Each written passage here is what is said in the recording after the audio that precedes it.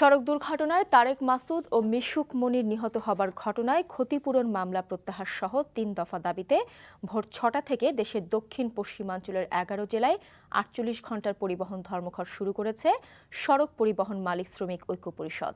এতে দুর্ভোগে পড়েছে সাধারণ মানুষ। তবে এই আন্দোলনের সাথে সংহতি প্রকাশ করে বরিশালে দুপুর ১২টা পর্যন্ত ধর্মঘট পালন করা হয়। বিস্তারিত থাকছে ডেস্ক রিপোর্টে। ধর্মঘটের কারণে অচল হয়ে পড়েছে খুলনা বিভাগের বাগেরহাট, সাতক্ষীরা, যশোর, নড়াইল, মাগুরা, ঝিনাইদহ, চুয়াডাঙ্গা, মেহেরপুর এবং কুষ্টিয়া জেলা। দূরপাল্লার যানবাহনের পাশাপাশি চলছে না পণ্যবাহী কোনো যান, তাই গন্তব্যে পৌঁছানোর কোনো উপায় যে নেই সাধারণ মানুষের। বিভিন্ন জেলায় ভোর থেকে বাস কাউন্টারে বসে আছেন অনেক যাত্রী।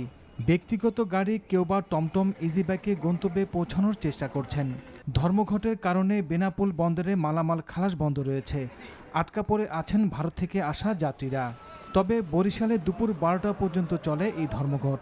বাচ্চা কাচ্চা নিয়ে এই পথে অপেক্ষা করতে যেতে হয়রানির শিকার হচ্ছি আমরা। আজকে আমার ঢাকায় যাওয়ার কথা ছিল, বাজারে আসি, এসে দেখি যে বাস গাড়ি ঘোড়া বন্ধ। অনেক স্থানে ধর্মঘটের সমর্থনে মিছিল করেছেন শ্রমিকরা। 48 ঘন্টার মধ্যে দাবি পূরণ না হলে দেশব্যাপী লাগাতার ধর্মঘটের হুঁশিয়ারি দিয়েছেন পরিবহন নেতারা। আমাদের দাবি হচ্ছে প্রচলিত আইনে আমাদের বিচার হতে হবে।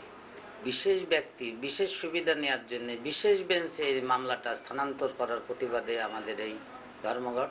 এই মামলা প্রত্যাহার না হওয়া পর্যন্ত আমাদের একটা গাড়ি চলবে না। আমরা 15-16 2 দিন আন্দোলন রেখেছি, 2 দিনই আন্দোলন হবে। আমরা কখনো আন্দোলন থেকে সরে আসবো না।